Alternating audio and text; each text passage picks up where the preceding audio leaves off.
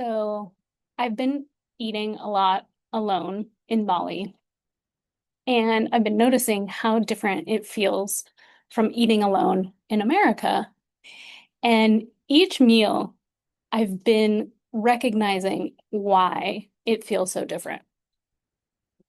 So the thing about eating alone in Bali is it kind of feels like everybody's doing it. Like every restaurant I go to, there's sometimes groups of friends, sometimes families, but there's quite a few solo diners. And so there's no like discomfort in it. It's like, oh, look at all of us just eating alone in our cozy little corners, and everyone's different. Some are reading books, some are listening, they're on their headset or why did I just call it a headset? Who calls it a headset?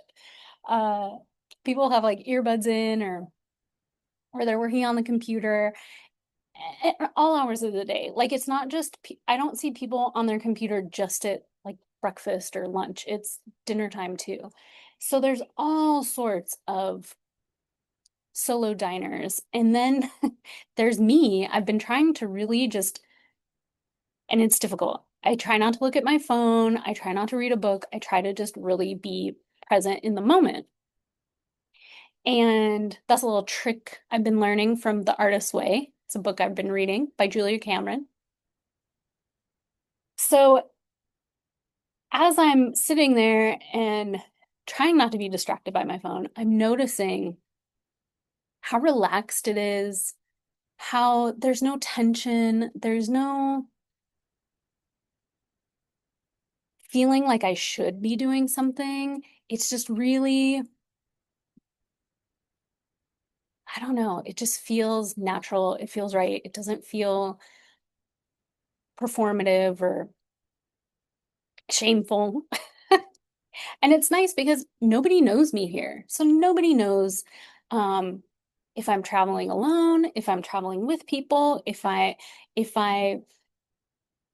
want to dine alone or if I'm like struggling with dining alone. Like it's like nobody questions it, nobody cares, nobody's looking at me funny, it's like nobody notices. It's like a normal, natural thing. And when I've eaten alone in America, especially in my hometown, this is when it gets tricky because I've noticed that I come from a smaller town, so at any moment someone could walk in. And so there's this like underlying shame, like what are they going to think of me? Are they going to, judge me? Are they going to pity me? You know, um are they going to start talking? Am I going to all of a sudden be like on everyone's freaking gossip, for the week? Like, oh, did you hear that Katie was like eating alone at this restaurant the other day? What happened? Is she not dating anyone? Is she single? Like, what happened to the last boyfriend? Whatever, whatever. It felt like you could become this like target of gossip. And then there's also that like looming, how do I say it? It's like like when I dine alone, I want to dine alone, but since it's not a normal thing in America, I feel like if you do see a group of friends walk in or like a family walk in that it's almost like they might feel obligated to ask you to join them because it's like, "Oh, good to see you. Do you want to join us?" And it's like, "No, actually I don't." Or maybe you do, like if it's someone I genuinely haven't seen in a while and would love to like catch up with, like that's great. But just it's that uncomfortable obligation of, oh, we should ask her to join us because we feel bad. It's like, don't feel bad for me. I am fine all by myself.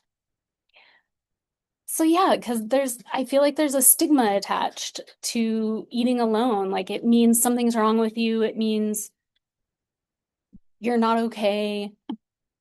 And I don't want to be that person that people are like feeling sorry for. I love to eat alone. Eating alone is really nice sometimes, like not having to um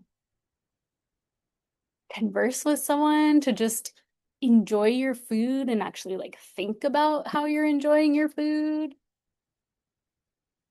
But at the same time, it can get lonely. It is nice to have a conversation with someone. It is nice to share a meal with someone and talk about the food and talk about your day and all of that. So don't get me wrong, like I love having meals with people. Um, but I also don't mind eating alone. Like it's not shameful for me. I don't need you to pity me. And what's interesting that I've noticed a lot in Bali too is that because I do like conversation and I do like meeting new people, I've been noticing that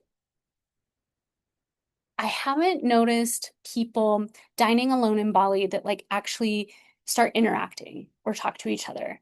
Like I said, everyone's doing something different. Some are reading a book, some are on their computers, some have like headphones in, some are just like me and they're not using anything. They're just like watching the trees blow in the wind or, just like with their own thoughts.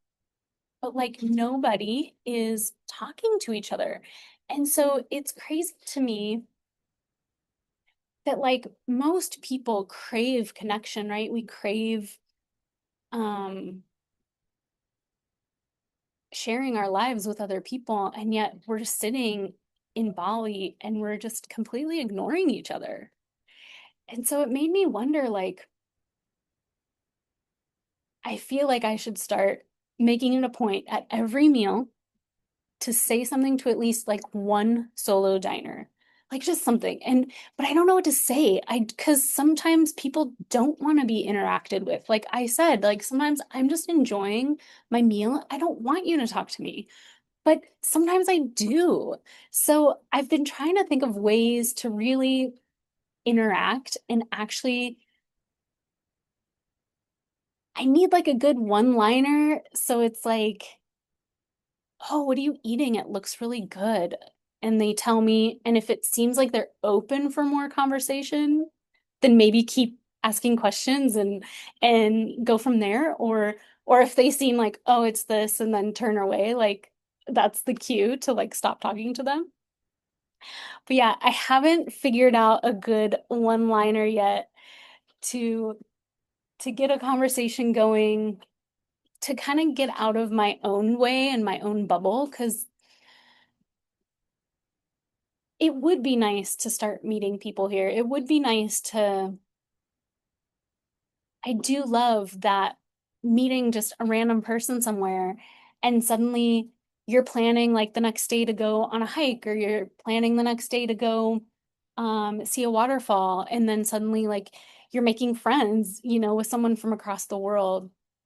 I love those kind of connections. I love those like random moments of meeting someone, even if it's not someone you'll ever see again, but just a like fun interaction for a day or a week, you know? And some of my best friends I've met from random interactions like that, we instantly clicked and then ended up like traveling together. Or there's people I've met that I've like traveled across the world to go see and things like that.